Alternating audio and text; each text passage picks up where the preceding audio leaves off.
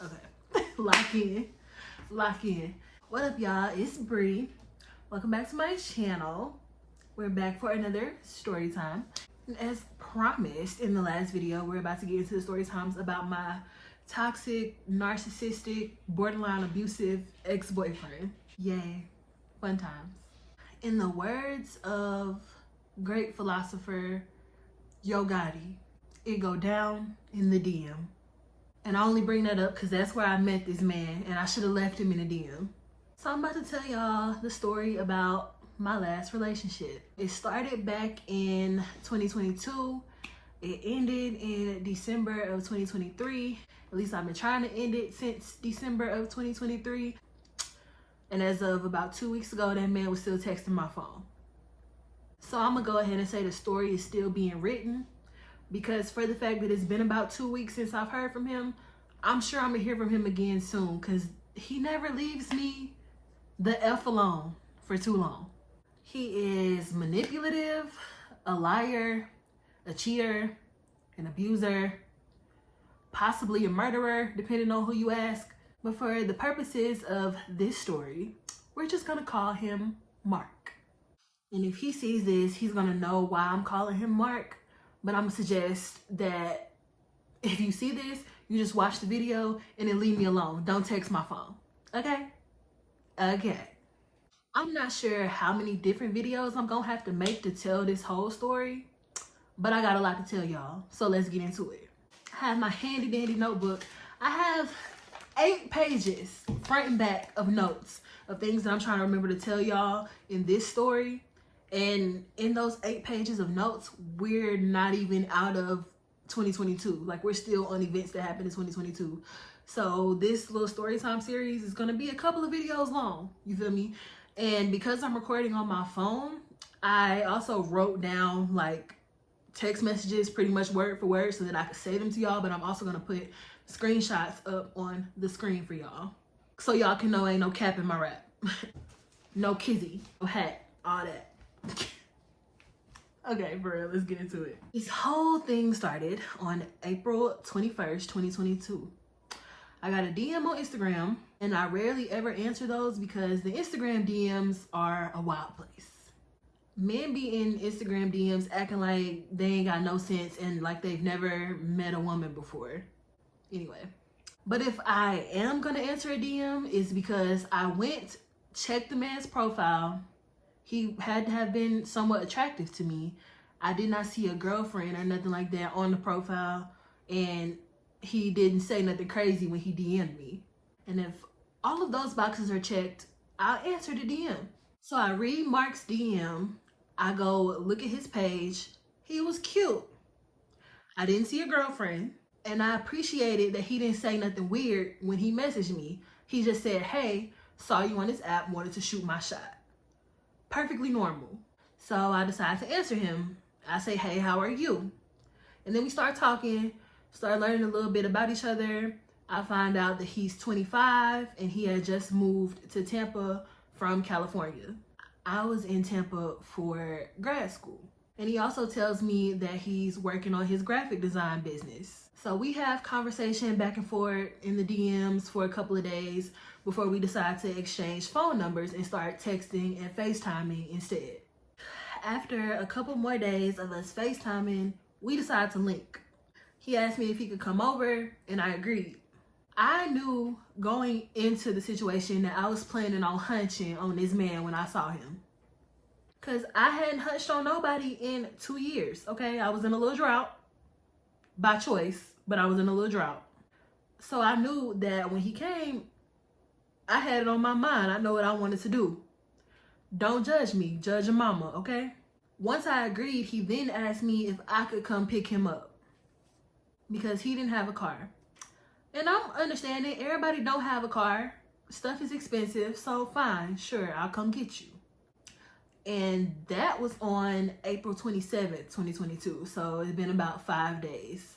And I know the exact date because I have an app that I log these type of things in. I log the who and when that I, partake in grown-up activities so that there can never be any confusion about anything ever. So I go to get him We go get food. We go back to my apartment. And we're going to my apartment because he lived with his aunt at the time because he had just moved from out of state. Now, when I picked him up, he came out of his aunt's house with a spend the night bag packed, which we didn't discuss beforehand, but I wasn't too much tripping on it because it's not like I was planning on just doing the do and kicking him out. So, okay. And I had my mace on me when I went to get him, just in case he started acting weird. So once we get back to my apartment, we was just chilling, talking in my room. And then eventually we do it. And you know what it is, okay? It was great. I could never take that away from him. It was great. Then he makes himself comfortable in my bed.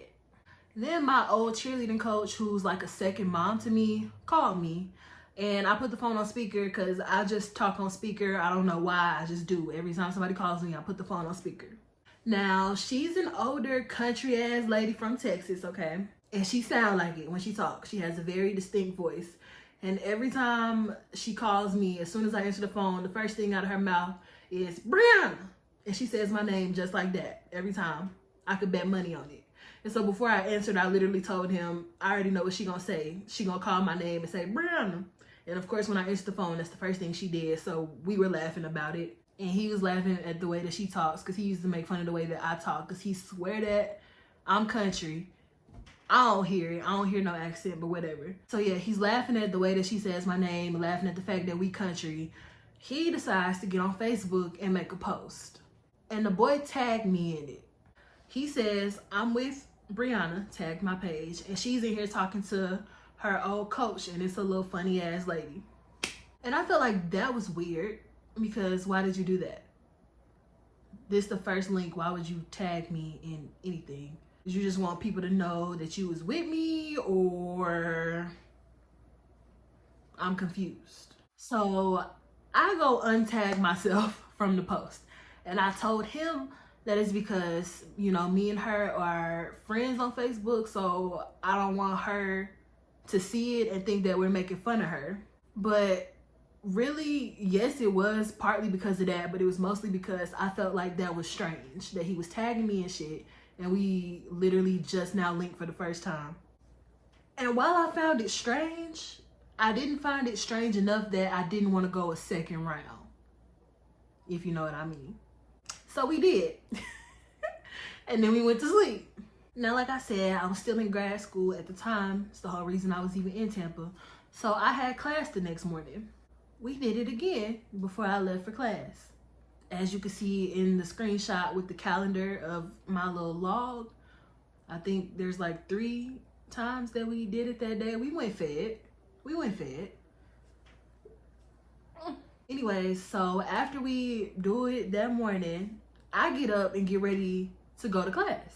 So while I'm getting ready to leave, I'm expecting him to like get up and, you know, catch an Uber or something like that, you know, go home.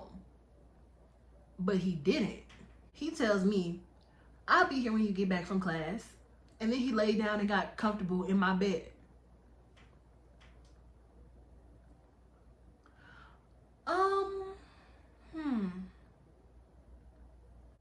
I was flabbergasted, you could say. I was in disbelief. But I didn't know what to say because I was trying to be nice because I don't want you to feel like I was just using you and now I'm kicking you out. And saying things nicely isn't really my strong suit, but I've been working on myself. But I couldn't figure out how to nicely tell him to leave. And I also needed to leave for class, so I didn't really have time to have a back and forth conversation. So I choose to just let him be. But I put my wallet, social security card, and all my jewelry in my backpack. Because I don't trust you in my house without me being here. I don't know if you steal or not. Now, I don't have screenshots for this part because these messages came from his old phone. And I ended up deleting that whole text thread with his old number when he pissed me off. And I didn't screenshot it at the time because I didn't think to. But when I was pulling up to class that morning and he's laying in my bed because he decided that that's what he was going to do, I get a text from him. And he's telling me, you know, how much he really messed with me, And at the end of it, he says that he loves me. Scared me real bad. Scared me real bad. Because again, this is our first link and we've known each other for a week. That is weird. At least I feel like it's weird. Tell me in the comments below if I was tripping, or do you think that's weird? Telling somebody that you love them on the first link after y'all have known each other for a week. Is it weird? Yes or no? Now, when I got out of the car after reading that, I know I must have looked like I saw a ghost. Because my friend Jamila was also in class with me, and every morning we would meet up in the parking lot and walk to class together. Well, when she was walking up to my car, she immediately asked me, "What's wrong with you?" So I decided to tell her everything. I give her the whole rundown, just like I'm giving it to y'all right now. And she agrees with me that it's weird. And I tell her that I'll just talk to him about it later. So I don't even respond to the message because I ain't have nothing to say. Now, when I got home from class that day, he was sitting in my bed working on some graphic designs on his iPad. I asked him what the whole "I love you" thing was about, and he acted like he didn't know why I was confused about it. And then he changed the subject. And I just let the subject be changed because what do you do with that? What was I supposed to do with that? So then we go to get food again. He's been paying for food and opening car doors everywhere that we've been in the last 2 days. So I kind of felt like he might be a gentleman a little bit. The bar was in hell. I know. I don't need y'all to tell me. Spare me, okay? We go back to my apartment. We do what we do again. And now we laid up. He started telling me about his daughter, who was 2 at the time, and telling me that he didn't really get to see her much because she still lived back in California. And he started showing me pictures of her and telling me how he wanted another baby that he could be with every day because he felt like it would make him grind harder and it would push him to be better. He ain't talking to me because he was telling me that he used to be a street dude tied in with the Mexicans out in Cali. And then he starts telling me about how he made over $1 million in the streets, but he took a lot of losses because of COVID back in 2020, and he couldn't touch any of his illegal money. So now he's trying to go legit with the whole graphic design thing. And he was telling me that he felt like fatherhood would push him to go harder with the graphic design and going legit. And that him being with a baby every day would motivate him to stay out the streets. Sir, you don't need another kid. You need therapy. But I digress. Then this man looks over at my birth control pills that were sitting on the dresser. And he goes, "Those pills are going to be a problem in our relationship." Red flag number 2. I'm about to start a red flag counter. We're just going to put them up on the screen. So he says those birth control pills are going to be a problem in our relationship. Meanwhile, I'm trying to figure out when we got in a relationship, because let me remind you that this is still our first link. We've known each other for a week and a day, okay? And I'm looking at him crazy for even implying that he wanted me to have his kid. I tell him I'm not having a baby until I finish school and I'm financially stable. No, sir. Won't baby mama me. Will not baby mama me. So we got out of that conversation because somebody called him and he told them that he was with his girl. Again, I'm trying to figure out who his girl is, because we've only known each other a week. And this is our first link. And you're also overstaying your welcome at this point, because I've been ready to have my space back since this morning. So while he's on the phone, I get up to go to the bathroom. After he gets off the phone, he gets up and comes in my bathroom with me. So now at this point, I'm noting that he's clingy as hell. But I have finished using the bathroom, so now we're both just standing there looking in the mirror talking. Now he's doing most of the talking about himself. And he starts telling me about how he looks up to Kevin Gates. Should have been another red flag. I should have known then that he was a loose screw. Because Gates ain't exactly wrapped too tight mentally either if you hear him talk. You can make me mad. All you gotta do is go spit on one of my children. Just walk up to him and go, just spit on one of them. Hey, don't make me angry.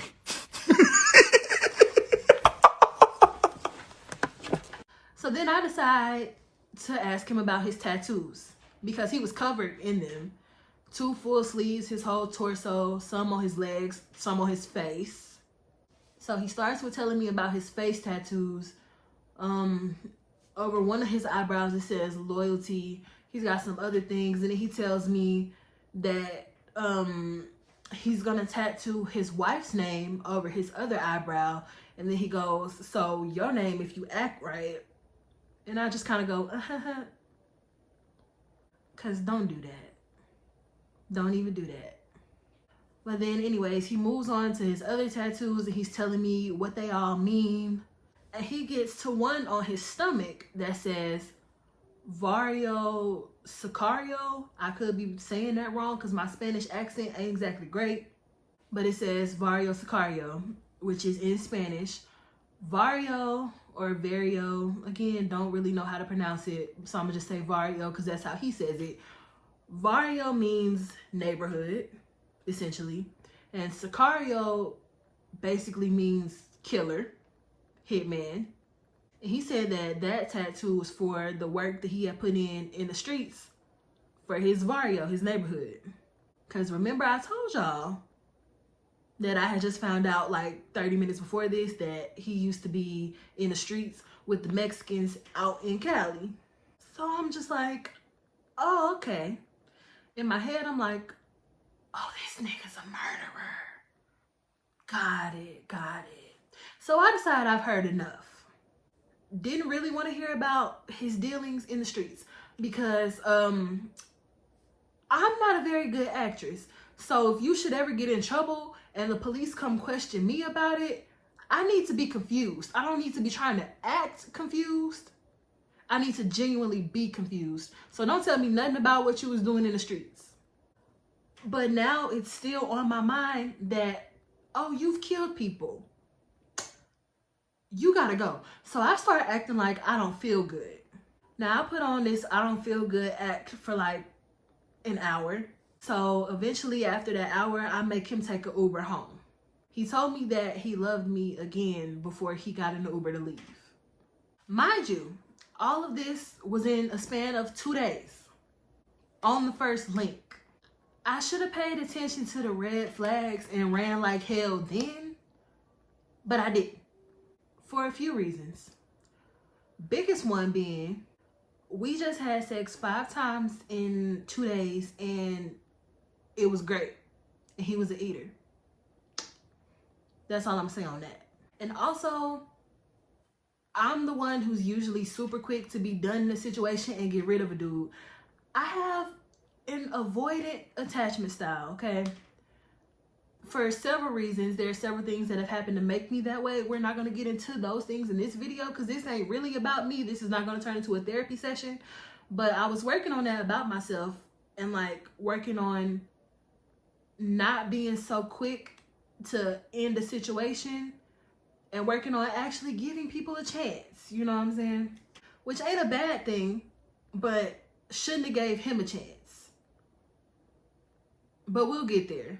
Long story short, for those reasons, I decided to ignore the red flags, okay? Never ignore the red flags. So after that, when he went home, he's basically blowing up my phone, getting mad if I didn't text back fast enough for him, telling me that he just likes to be babied. You're a grown-ass man, you're 25 at the time. But okay, again, I'm still giving people a chance. I'm working on the whole nonchalant thing, trying to actually feel feelings. So he's blowing up my phone. I'm going along with it. So we link again 4 days later on May 2nd. And it was pretty much the same thing as last time. He ended up staying 2 days. But this time when I went to pick him up from his aunt's house for the second link, He wasn't quite ready yet, so he made me come in the house. And so I was in the house while he was packing his spend the night bag. And I saw him throw a prescription pill bottle in his spend the night bag. So I made a mental note to figure out what that was about as soon as I got the chance. I don't know why I didn't just ask him, but I didn't. I was gonna just find out for myself later. So he finishes packing his bag. We go to my apartment. After we got back to my apartment, we did what we did. He gets up to go take a shower.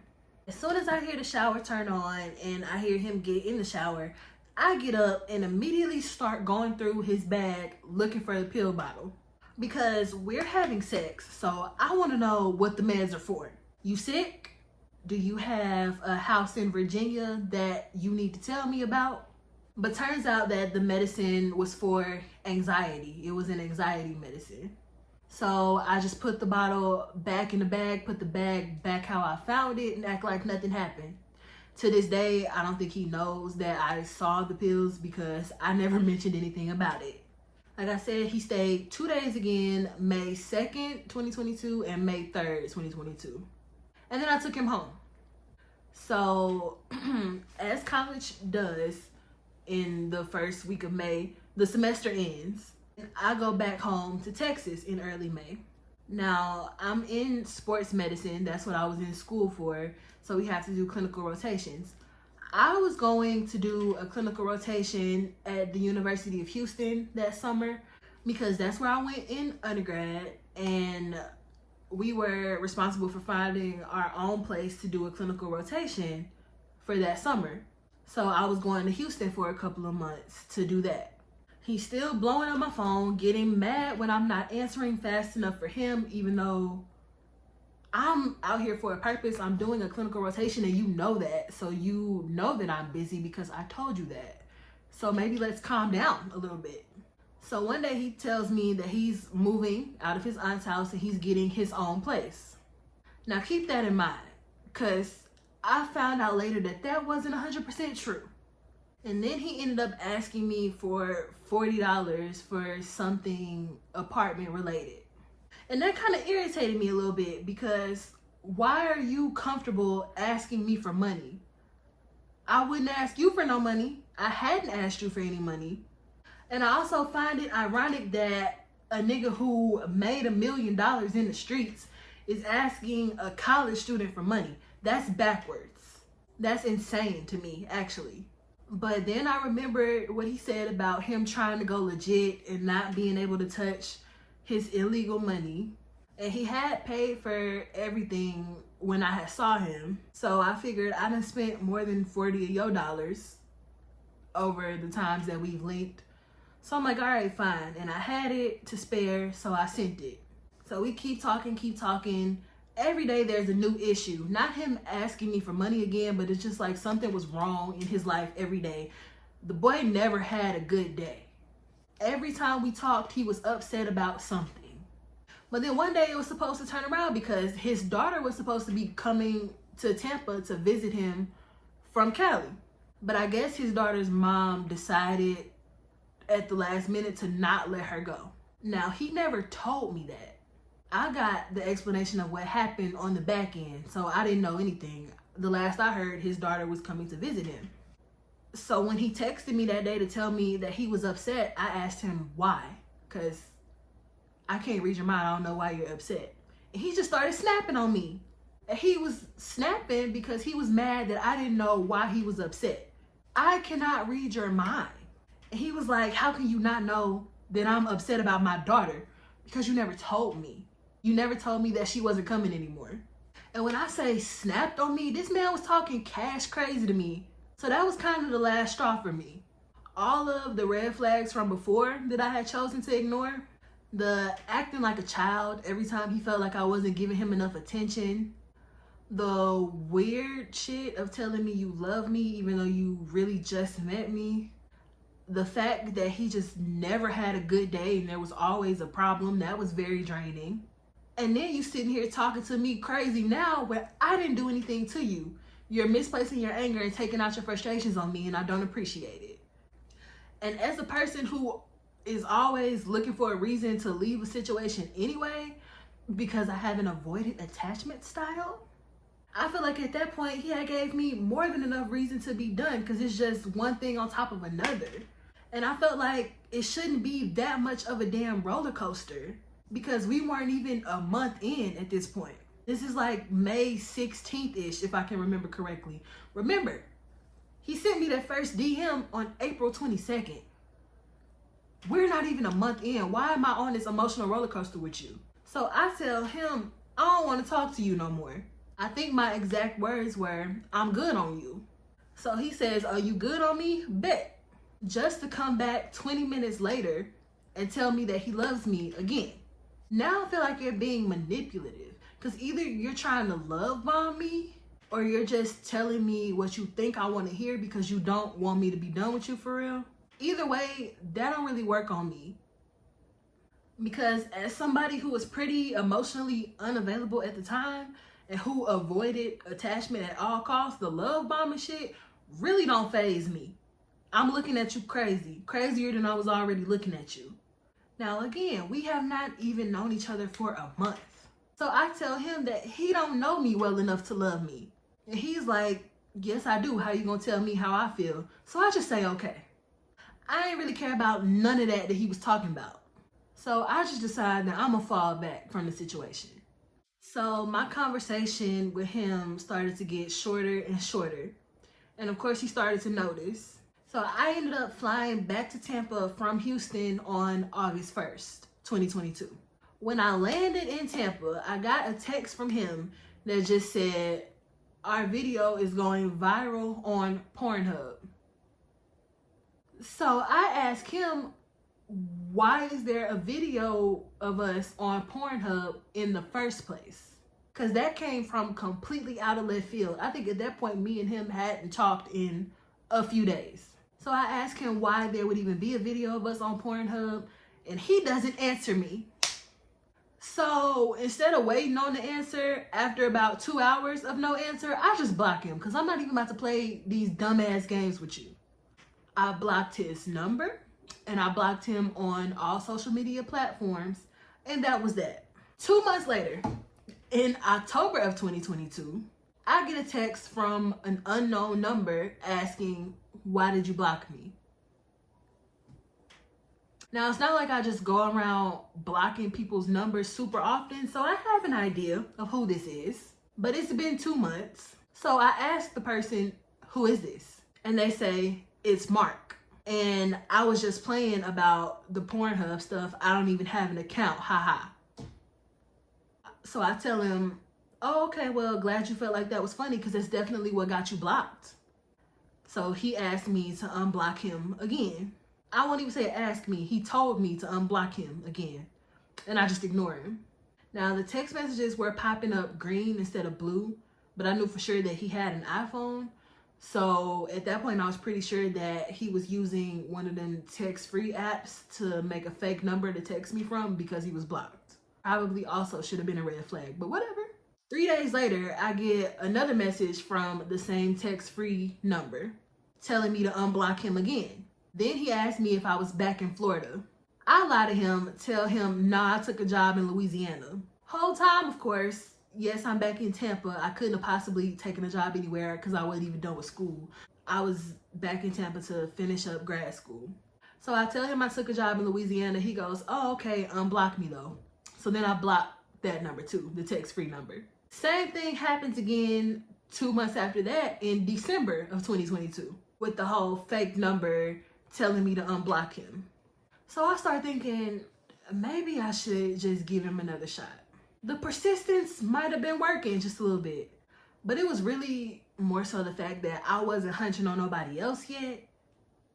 And I told y'all that the sex was good. So I was really just thinking about, the dick for real. I'ma just tell the truth. I'ma hold myself accountable right now and just be honest. And I was also thinking that maybe I overreacted to the whole situation and cut him off too fast. Dumb. But before I unblocked him, I decided to go lurking on his social media. Just, see what he's been up to since August. I didn't see anything important on his Facebook. So then I go check his Instagram and I see that he's not using his Instagram anymore. He hadn't posted anything on it in a couple of months. So then I decide to try and find his Twitter. Now I had never known him to have a Twitter because he never told me about a Twitter, never mentioned a Twitter. But I decided to go look anyway just to see what I could see. Because when I want to know something, I am better than the feds. I will build a case on you by adding screenshots of everything that I find to an album in my phone with your name as the title. And I will create a note in my phone with your name as the title to go back and add details. So like I said, I didn't know if he even had a Twitter, but I decided to put his Instagram @name in the Twitter search bar. Because if you're ever looking for somebody's Twitter, the Instagram name is a great place to start. So a Twitter account with the exact same @ pops up. It's him. He made that extremely easy for me. Thanks, Mark. And he hadn't tweeted since May of 2022, and it's December now, so that's not really helpful to me. But then I decided to, go through his likes just because Twitter likes were still public at that time. And I didn't have to look through the likes for too long because the very first one at the top was a tweet from this girl. They had been having a whole conversation and he liked one of her tweets in that conversation. Now we're gonna name this girl Joy. She needs a name because she becomes a very big character in this story as it goes on. So she's Joy for the purposes of this story. So I decided to click on Joy's page. She's still active on her Twitter and she be tweeting a lot. I didn't feel like looking through all them tweets. I decided I wasn't gonna read all of that. So I just go to her media. Now she didn't post many pictures. So one of the most recent ones at the time was from September. It's a picture of the side of Mark's face with her name tattooed on that spot above his eyebrow. Remember I told y'all about that earlier? I'm gonna put my wife's name above my eyebrow. So your name if you act right. Remember he said that? Yeah. She had tweeted a picture of the side of his face with her name tattooed in that spot above his eyebrow. Now, I would have recognized his face anyway, no matter how little of his face it was, but it also made it easy that I recognized some of the other tattoos that were on his face. Now, here's where I start building the case. Because she posted that he got this tattoo in September. But remember I told y'all, he texted me the first time, begging me to unblock him back in October. And if I can remember correctly from the screenshots, she tweeted that picture of the tattoo of her name on his face on like September 20 something, and he texted me the beginning of October. So it was literally only a couple of weeks between him tattooing her name on his face and him texting my phone asking to be unblocked. You tattooed somebody's name on your face and then texted me. Where's the logic? Make it make sense for me. So anyways, I keep scrolling through the media. Again, just trying to see what I could see. Because I've started building a case at this point. And like I said, she didn't post a lot of pictures. So before long, I get to a picture from April 20th, 2022. 2 days before he even shot his shot with me in my DMs. And he's not in this, but it's a picture of her laying in his bed at his aunt's house with his dog. I recognized the bed and the dog because I told y'all when I went to pick him up for the second link, he wasn't ready yet. So I was in his aunt's house waiting while he packed his bag. So I knew what the room looked like. And I sat there and played with the dog then. So I recognized the bed and the dog. Okay. So now I just found out Mark was messing with her before he even shot his shot at me. So doing all of that, I love you, clingy mess, knowing that you were messing with somebody else at the time too, probably telling her the same exact thing, it's just insane to me. It's diabolical. It's nasty work, for real. I'm 1,000% sure that Mark was feeding her the same BS that he was feeding me. Only difference is I wasn't buying what he was selling. But after seeing those things, I decide, okay, maybe I do have time to scroll through the actual tweets. So when I'm looking, literally every other tweet was about Mark and how much she loves Mark. Then I started seeing tweets about a baby and about her being pregnant and about how looking at the ultrasound, the baby is Mark's twin. And I was able to gather that she was about 5 or 6 months pregnant at the time in December of 2022. And obviously it was Mark's baby. So you mean to tell me you got a whole girl who is not only madly in love with you, apparently, but she's also currently extremely pregnant with your baby. And you on my phone begging me to unblock you. Bitch, I obviously can't trust you because look at how you moving. Nasty work. So, and access denied, bitch. I denied his unblock request. And I blocked that text-free number too. I didn't even say anything to him about nothing that I had found. I just blocked him. Again. So then I don't hear from him until March of 2023. And that is where we will pick up in the next story time because this video is getting long. So go ahead and subscribe so y'all know when I post part 2 of this story. So then I can tell y'all about him texting me while his child was literally on the way, like in the hospital about to be born. And then him sending me pictures of the newborn baby. So be on the lookout for part 2 coming next Thursday. I've decided that I'm gonna post this story every week on Thursdays. So y'all go ahead, like, comment, subscribe. Follow me on all of my social medias. I will put them here on the screen. So until next time, bye.